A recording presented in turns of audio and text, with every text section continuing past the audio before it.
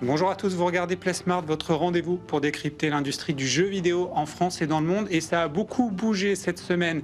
L'IA, Steam a mis à jour ses conditions d'utilisation de l'IA.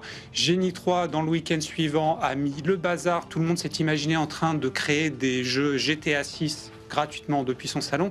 On verra que c'est pas si simple que ça avec Comme de Marigny, le cofondateur de X Immersion, grand spécialiste de l'IA et de ses applications dans le monde du jeu vidéo. Il sera avec moi en tout début d'émission dans Serious Game.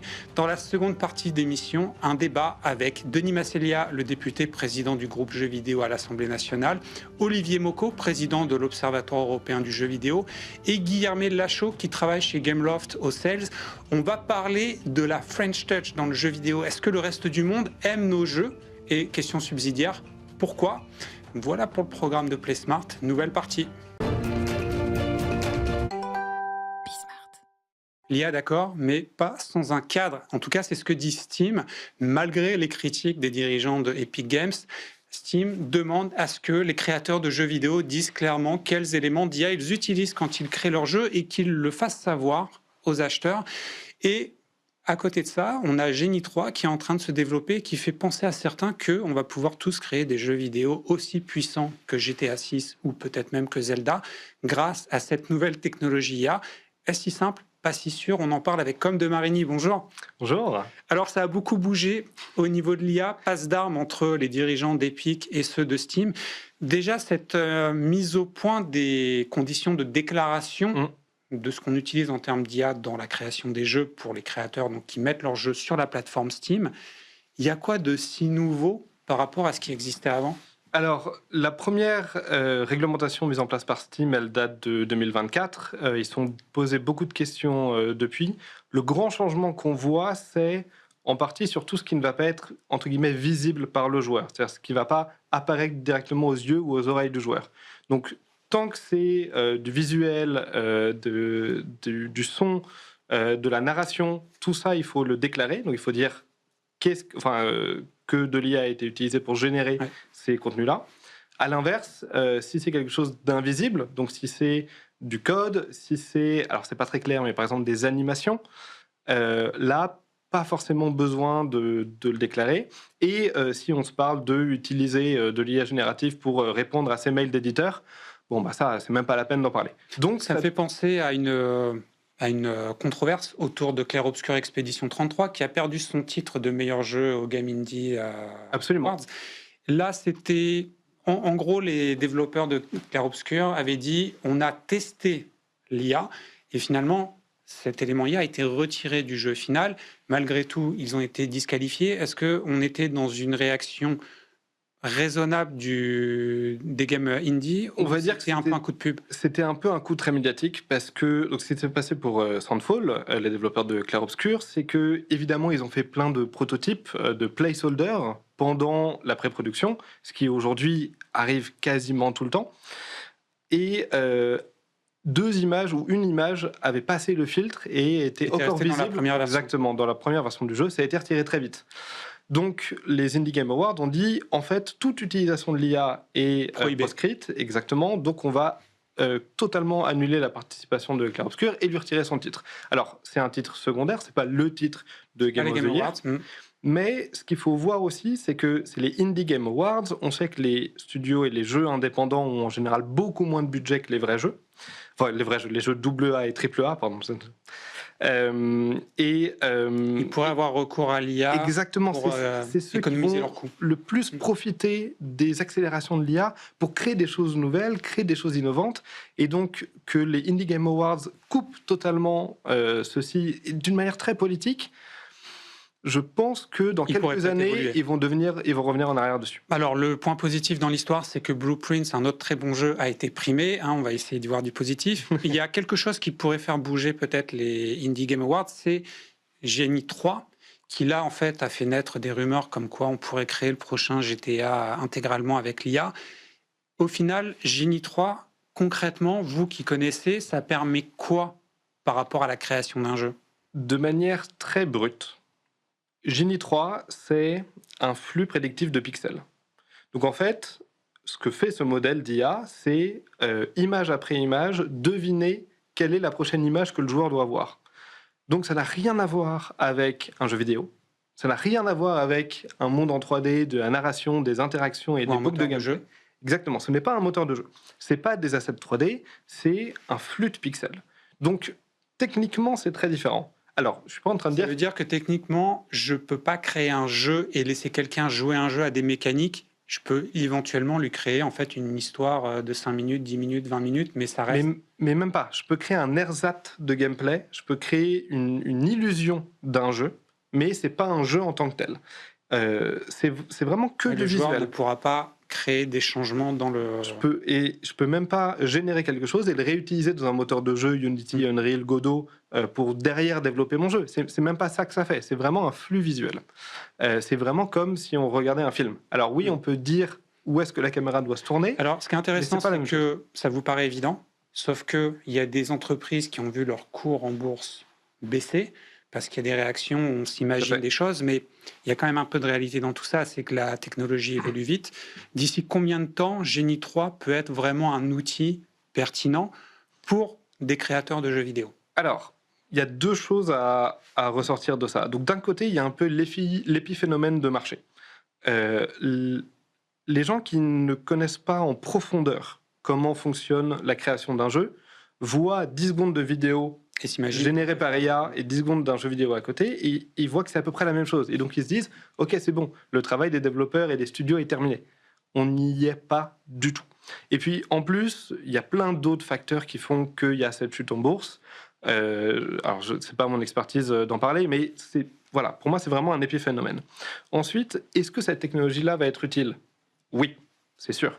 Ça va prendre quelques années, ça va prendre des gens très intelligents et très créatifs pour comprendre comment utiliser cette technologie, comprendre dans quel cas d'usage c'est pertinent. Parce que par exemple, moi j'imagine un truc, les cinématiques, ça risque d'être super utile. Ça peut être utile pour des cinématiques, ça peut être utile pour des passages qui sont très courts dans des mondes différents, de voir des variations d'un monde qui se construit devant nous. Très utile en pré-production, probablement. Très utile pour pitcher à des studios, enfin à des éditeurs qui ne savent pas que c'est généré par IA, peut-être. Mais bon, attention quand même. La problématique quand on génère quelque chose par IA, c'est ça reste un peu une boîte noire. Donc on n'a pas le contrôle. Et donc l'IA fait très vite quelque chose de très beau en 10 secondes, mais après le refaire avec pas un jeu de 50 heures si facilement que ça. Exactement. Merci beaucoup, Com, pour cet éclairage qui est indispensable, parce qu'on fantasme beaucoup quand même l'IA et ce qu'elle va nous permettre de faire. Autre chose sur laquelle on pourrait fantasmer, c'est la portée du jeu vidéo français à l'international, puisque Clair Obscur a battu tous les records. D'ailleurs, c'est le jeu vidéo le plus récompensé de l'histoire, c'est officiel. On va parler de cette French Touch. Est-ce que Clair Obscur, c'est un arbre qui cache la forêt, ou est-ce qu'au contraire, c'est un signal fort de ce que la France peut vendre à l'étranger et de ce qui plaît en fait au reste du monde? Est-ce que le reste du monde envie les jeux vidéo français? On va en parler avec Denis Massélia, député grand défenseur du jeu vidéo, Guilherme Lachaud de Gameloft et Olivier Mocco, un grand observateur aussi du monde du jeu vidéo, le président de l'Observatoire européen justement du jeu vidéo. Que pense le reste du monde du jeu vidéo français? On a un début de réponse avec Clair Obscur Expédition 33 qui a cartonné cette année. Jeu le plus titré de l'histoire, c'est officiel désormais. La question c'est, est-ce que c'est l'arbre qui cache la forêt ou est-ce que c'est le signal que le jeu vidéo français excelle et plaît à l'international? On va en parler dans le débat de Play Smart, dans la partie multijoueur, avec 3 experts. Olivier Mocco, bonjour. Bonjour. Président de Gaming Society et de l'Observatoire européen du jeu vidéo. On vous voit souvent sur les événements comme Vivatech, la Paris Games Week aussi, où vous animez parfois des conférences où vous êtes intervenant. Donc vous avez une vision assez large du sujet. On a un acteur du business. On a Guilherme Lachaud, Chief Sales Officer chez Gameloft. Donc là, vous allez nous dire aussi, vous, sur le terrain, ce que vous constatez sur ce pouvoir d'attraction du jeu vidéo français. Et on a l'homme politique le plus porté sur le jeu vidéo, on va dire, Denis Massélia, bonjour. Bonjour. Député depuis 2017, vous êtes un peu en New Game Plus, vous, à l'Assemblée, c'est un peu ça? 7 ans déjà d'expérience? Je commence à être un député expérimenté. Avec une prise de parole qui a qui a été remarqué récemment suite à une remarque sur les jeux vidéo dans le cadre des discussions autour de la loi Miller.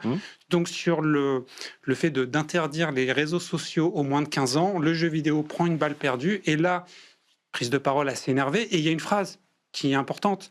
Vous dites « le jeu vidéo français rayonne à l'international ». L'exemple le plus clair, c'est Clair Obscur.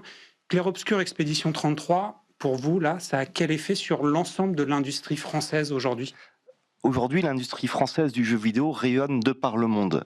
En effet, Clair Obscur est quelque part, si je peux me permettre, la locomotive à l'international, mais ce n'est pas le seul.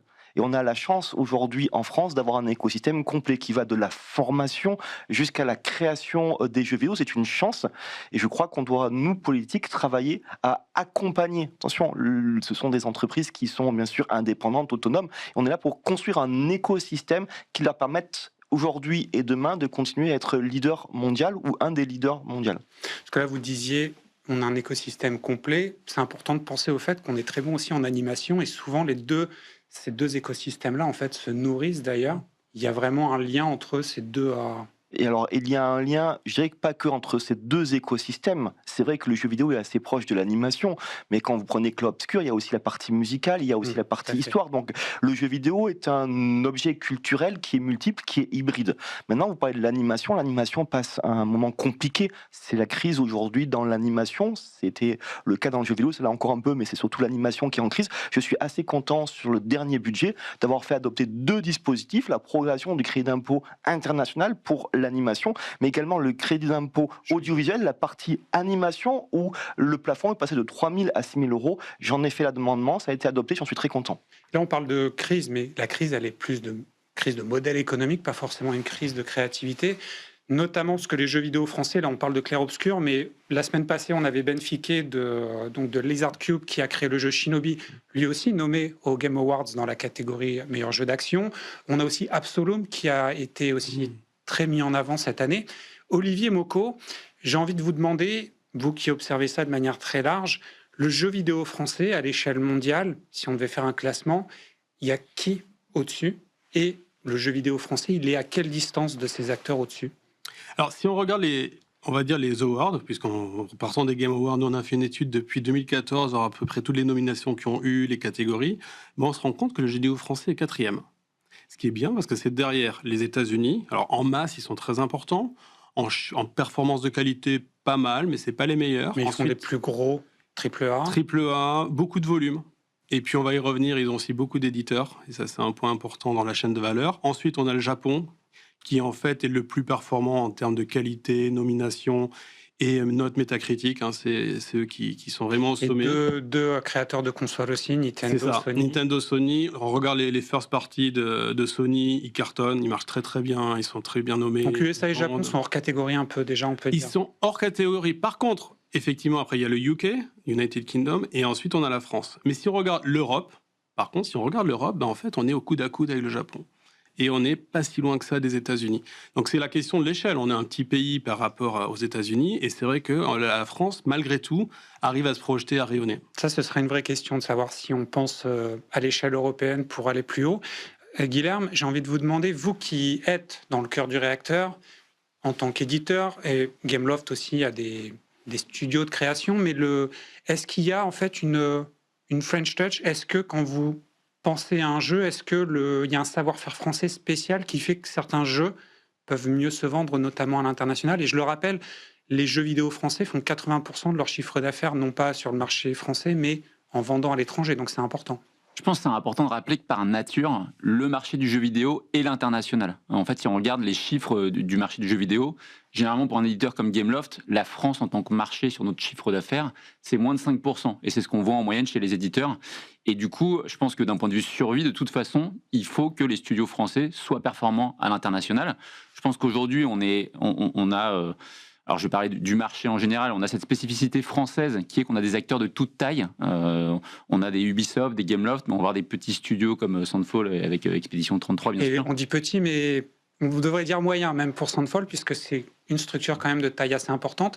Vous pointez du doigt les grosses structures. Et là, j'ai envie de parler un peu actu avec vous, Denis. Ubisoft a des difficultés économiques actuellement. Malgré tout, il ne faudrait peut-être pas faire table rase de tout ce qui a été fait. Notamment, Ubisoft, c'est aussi l'une des rares licences qui vend plus de 100 millions d'unités à Assassin's Creed. Quel est l'enjeu pour la France du jeu vidéo que Ubisoft réussisse à se réinventer? Vous avez parlé de Sandfall. Quand vous regardez les origines professionnelles de certaines personnes de chez Sandfall, c'est Ubisoft. Et c'est pas propre à Sandfall. Ubisoft, c'est quelque part l'entreprise qui a structuré le jeu vidéo en France. J'ai cette phrase, c'est que lorsque Ubisoft tous, c'est le secteur du jeu vidéo qui est malade. On a besoin en France, pour le secteur du jeu vidéo, d'un Ubisoft fort. Je sais que Ubisoft traverse un moment compliqué et j'espère que tant les dirigeants que les salariés vont trouver une porte de sortie pour que l'entreprise continue de rayonner à l'échelle mondiale. Maintenant, vous avez raison, le jeu vidéo est divers et varié en France et il faut qu'on puisse accompagner les petites structures qui commencent jusqu'à Ubisoft.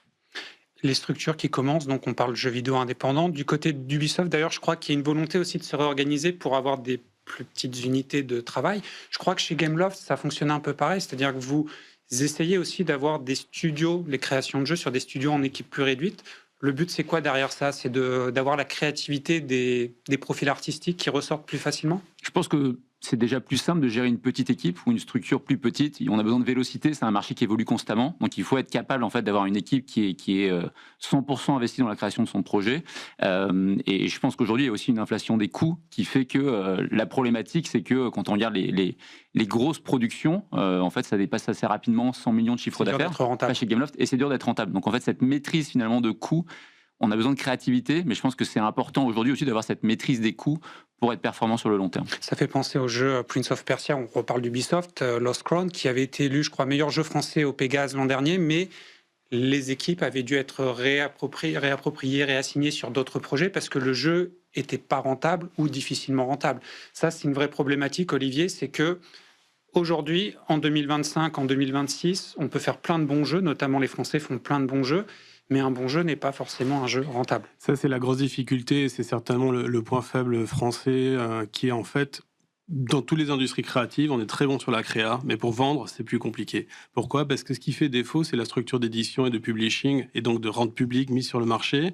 Alors Ubisoft, justement, a réussi ce coup-là, en étant un éditeur et en auto-publiant quelque part ses prods, mais c'est vrai qu'il nous manque un Electronic Arts, il nous manque un Activision, il nous manque un éditeur un peu qui utilise des studios tiers qui pourraient les projeter. Il manque un Kepler, vous voulez dire? Bon, on a un Kepler, mais il est pas très loin, mais effectivement. Il manque un Kepler qui a, d'ailleurs, c'était la victoire de Kepler au Game Award. Finalement. Oui, finalement, derrière Sunfall, il y a Kepler. J'ai envie de vous demander, Denis, parce que Clair Obscur, un jeu qui a cartonné à l'international, mais quand on regarde Clair Obscur, quand on y joue surtout, c'est un hommage à toute la culture française, j'ai envie de vous dire. Vous, comment vous interprétez ce qui a marché en fait? Qu'est-ce qu'il y a dans Clair Obscur qui a été si puissant pour rayonner, résonner chez des gens qui ont une psyché totalement différente de nous, les Chinois notamment, qui ont beaucoup acheté ce jeu? Si j'étais capable de vous répondre, je crois que beaucoup de personnes me demanderaient de rejoindre leur studio. Et ce qui est assez incroyable dans l'art, c'est qu'on ne sait jamais ce qui va fonctionner et on ne peut jamais prévoir. Et quelque part, tant mieux. Tant mieux. Maintenant, pour apporter des éléments complémentaires, en France, on a quand même 2 dispositifs qui accompagnent le jeu vidéo. Le fonds d'aide aux jeux vidéo et le crédit d'impôt aux jeux vidéo, qui sont des dispositifs extrêmement importants pour accompagner le secteur. Néanmoins, j'aspire, et j'ai demandé à plusieurs reprises, à ce qu'on ait une réflexion complète sur l'accompagnement du jeu vidéo. Il y a un sujet aujourd'hui sur le financement, il y a un sujet sur la distribution. Je pense que le politique gagnerait de se poser, de prendre le temps de réfléchir pour avoir un accompagnement intégral de la chaîne du jeu vidéo et pas uniquement sur quelques points particuliers. Je vais me tourner vers vous, Guilherme, parce que les éditeurs, en général, souvent on dit qu'il y a des problèmes de relations ou des difficultés. Parfois, ça coince un petit peu entre le créateur, l'éditeur. L'éditeur pense à est-ce que ça va se vendre? Le créateur, est-ce que ça va être un jeu qui va marquer les esprits? Mais sur Clair Obscur, Soundfall, dans une interview pour Brut, ils avaient dit, nous, notre idée d'origine, c'était de faire un jeu qui va plaire énormément aux petits groupes de gens qui vont aimer, et tant pis s'il y a peu de personnes. Et Ben Fiquet, donc de Lizard Cube, le jeu Shinobi Art of Vengeance qu'on a eu la semaine passée, quand je lui ai demandé, il m'a dit, le public ciblé, c'était moi, c'était nous. Donc en fait, ils étaient partis du principe de faire un jeu qui allait d'abord leur plaire à eux. Ça, est-ce que c'est un discours qu'un éditeur peut comprendre quand il parle à un directeur créatif?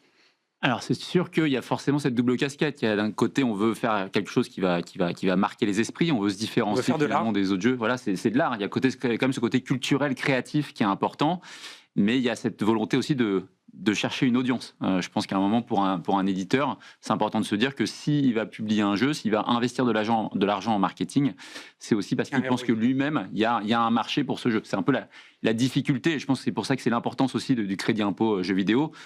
C'est que finalement, si on se concentre que sur les indicateurs économiques, on va faire un peu toujours les mêmes jeux parce qu'on va se dire qu'on veut plaire toujours à cette même audience pour créer de l'argent. Je pense que tout l'intérêt de la France et de l'écosystème français, c'est de permettre cette créativité. Alors parfois, ça peut ne pas rencontrer son audience, mais il y a finalement c'est pas un filet de sécurité, mais je veux dire, il y a quand même cette aide des pouvoirs publics qui est assez structurant et qui permet d'avoir une filière française assez forte. Mais il y a cette contrainte mondiale, comme je disais, c'est un marché international. Et finalement, la complexité est dans la création, mais maintenant c'est de plus en plus dans la visibilité à l'international. Si on regarde le marché du mobile, aujourd'hui c'est beaucoup d'argent investi en marketing pour être visible, simplement visible. Et peut-être moins que dans la création du jeu lui-même. Et moins dans la création du jeu lui-même. On peut faire un très bon jeu, mais à un moment, s'il est invisible sur ces plateformes, c'est un peu la problématique. Donc il y a le côté coût de production, mais de plus en plus pour certains jeux, le principal de l'investissement vient après, dans le marketing, pour essayer de trouver les utilisateurs. Et je pense que c'est là où il y a finalement, en tout cas sur les aides qu'il y a, c'est aujourd'hui beaucoup sur la production. Et on voit des marchés comme la Turquie, par exemple, qui vont subventionner les dépenses marketing de leurs studios. Et on voit l'émergence de nouveaux studios dans l'hyper casual, dans l'hybrid casual, qui sont justement des jeux un peu plus du snack gaming, mais qui vont être très dans l'acquisition d'audience, de téléchargement.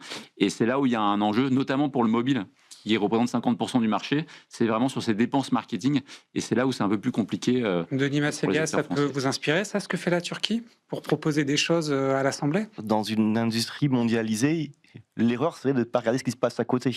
Donc, toutes les bonnes idées sont bonnes à prendre. Maintenant, on a aussi une difficulté que vous connaissez tous, c'est l'équilibre des comptes publics. Donc, vous ne pouvez pas faire des crédits pour tout le monde. Je pense qu'il faut avancer, je pense qu'il faut réfléchir. Mais quand je vais arriver à l'Assemblée nationale en disant il faut telle et telle dépense en plus, je pense que mes collègues vont me regarder avec les yeux assez écarquillés en disant c'est plutôt des économies qu'il faut faire. Mais je vais par contre avoir un propos, faire du en même temps, excusez-moi, vous connaissez mon obédience politique. Mais vous êtes politique, vous savez que le soft power c'est important. Alors soft power, et puis un crédit d'impôt, quelque part aussi, on dit que quand un crédit d'impôt augmente, il pose problème. Moi j'ai plutôt tendance à dire que quand un crédit d'impôt augmente, c'est qu'il a montré son efficacité. Et que si demain ça permet de pouvoir créer des emplois à l'échelle nationale... Des cotisations, quelque part c'est un investissement et non pas une dépense. Un ROI. J'ai envie de vous demander, Olivier Mocco, parce qu'on parlait de la visibilité. Et les Français, on est quand même bons sur le jeu indépendant, et notamment avec des jeux parfois très créatifs, très courageux. Je vais penser à un jeu qui est nommé au Pégase, Wednesday. Donc c'est un jeu sur les violences sexuelles. C'est pas très vendeur, mais le studio Pixel Hunt a le courage de le faire, a le courage de se dire peut-être que ça va pas être rentable. Mais là, comment on peut aider ? Comment la France du jeu vidéo peut aider, par exemple, la nomination au Pégase ? Ça peut avoir un impact ? Pour l'instant, les prix n'ont pas énormément d'impact sur les ventes. C'est pas comme en littérature où vous avez un concours tout de suite, vous faites plus de 200, 300 000 ventes. Là, c'est pas encore institué comme tel. Par contre, effectivement, des jeux comme celui de Pierre Corbinet est super intéressant, mais ça manque de publicité, effectivement, de communication. Et je crois que c'est vraiment la très très grosse faiblesse, mais de toutes nos industries créatives et surtout dans le jeu vidéo. Et c'est vrai que d'investir et de rendre ça découvrable, on parle de découvrabilité en ce moment dans le milieu, c'est comment j'ai connaissance de l'existence de ce jeu ? Par quel canal ? Moi, je suis aussi convaincu qu'il y a de nouveaux publics à aller chercher, il y a de nouveaux espaces, il y a de nouvelles manières de jouer, il y a des joueuses invisibles, il y a des joueurs qu'on ne connaît pas, et eux jouent aussi et consomment. Donc, c'est une manière aussi de s'adresser à eux et de connaître aussi les différents types de jeux vidéo, que ce soit le jeu vidéo sur mobile, que ce soit les créations comme Clair Obscur, que ce soit les AAA, il y a quand même un éclatement de tous les marchés du jeu vidéo et des publics, en fait, qui ne sont pas du tout les mêmes. Il y a plein de manières de jouer aux jeux vidéo, il y a plein d'offres de jeux vidéo différentes, et il y a aussi peut-être plein de stratégies pour être plus fort. Et tout à l'heure, je parlais en début d'interview de l'échelle européenne. Pensons à The Witcher. Les Polonais, en fait, sont situés sur la carte du jeu vidéo grâce principalement à une franchise, The Witcher, 3 épisodes, dont le 3e a été primé, je crois, aux Game Awards en 2017, si je ne me trompe pas. Est-ce que la France peut être plus forte à l'international avec plus de collaboration ? J'ai peut-être demandé d'abord à Guilherme, et ensuite, Denis, vous me direz si on peut réfléchir à l'échelle européenne sur ces thématiques-là. Je pense qu'aujourd'hui, on a la capacité, clairement, artistique, créative et même technique, parce que je pense qu'on ne peut pas différencier non plus le côté technique de l'art et de la création dans le jeu vidéo. On a cette capacité. Je pense que là où la France est assez différente des autres marchés européens, c'est qu'on est très divers dans nos succès. C'est-à-dire qu'on va avoir des succès PC, console, mobile. Là où vous allez avoir d'autres acteurs comme la Pologne, ça va être majoritairement avec The Witcher, mais plutôt sur des plateformes PC-console. La Finlande, ils sont très forts sur le mobile. Remedy, par exemple, ouais. aussi en jeu console. Tout à fait. Et donc je pense qu'en fait, c'est cette capacité de travailler ensemble, créativement, peut-être du co-développement aussi entre studios, on peut apporter différentes forces. Comme vous le disiez, c'est un modèle économique assez divers. Ubisoft le fait un petit peu, enfin eux ils le font pas forcément à l'échelle européenne, mais ils ont des studios à Montréal, dans d'autres pays, et ça les a beaucoup servi. Mais on peut imaginer, Denis, qu'on mette en place, alors peut-être que vous devrez vous présenter au Parlement européen pour ça, mais est-ce qu'on peut imaginer des politiques européennes de développement de l'industrie du jeu vidéo pour pouvoir rivaliser avec les États-Unis, le Japon ? Est-ce qu'on pourrait développer des politiques à l'échelle européenne ? Alors vous allez me dire, ça existe déjà plus ou moins. Mais... J'enlève le mot jeu vidéo. Est-ce qu'on pourrait mettre en place des politiques à l'échelle européenne pour assurer à ce que les politiques en question, pas que celles culturelles, puissent rayonner de par le monde ? La réponse est oui. Aujourd'hui, je trouve, c'est un avis bien sûr qui est personnel, à un moment donné où il y a un bloc qui est la Chine, qui met beaucoup de pression à l'Europe, un autre bloc, les États-Unis, qui met beaucoup de pression à l'Europe, l'Europe gagnerait à mettre la pression au travers de l'accès à son marché. Le marché public chinois est fermé, le marché public américain est très fermé, nous il est plutôt ouvert. Très gros. Voilà. Et donc notre marché devrait être quelque part un outil de bras de fer avec la Chine et les États-Unis. On ne le fait pas assez, je le regrette. Est-ce qu'on serait prêt à se priver de Black Myth Wukong ou de GTA 6 ? Ça, c'est pas sûr, Olivier Mocco. GTA 6 a quand même une origine, en tout cas anglaise. Il y a quand même beaucoup de studios en Angleterre aussi. Après, effectivement, sur la question européenne, vous avez Europe Créative qui est très peu dotée. C'est minimal par rapport à un marché européen. Et puis, il y a cette identité aussi européenne, cette spécificité. On a effectivement le jeu mobile qui est très bon dans les pays scandinaves, mais il faut le penser dans un écosystème global parce que c'est quoi ? C'est le post-Nokia qui fait sens. Après l'effondrement de Nokia, il y a eu tout un travail là-dessus de réorganisation des acteurs. Donc, c'est aussi une filière industrielle qui a un impact qui dépasse le cadre du jeu vidéo. C'est ce dont on parlait la semaine passée, notamment avec la certification du titre d'ingénieur pour l'Isart Digital. Merci messieurs, le débat est passionnant, le débat est trop court en temps pour tout traiter. Denis Massélia, donc député, président du groupe d'études jeux vidéo à l'Assemblée. Guilherme Lachaud, Chief Sales Officer chez Gameloft, l'un des gros acteurs français du jeu vidéo. Et Olivier Mocco, président de Gaming Society et de l'Observatoire européen du jeu vidéo. L'émission est déjà terminée, on se retrouve le mois prochain. J'en profite pour remercier Sybille Aoudjan qui me parlait dans l'oreillette, Fabien qui est à la réalisation, Alban au son. N'oubliez pas, d'ici le mois prochain, jouer c'est bien, jouer intelligemment c'est mieux.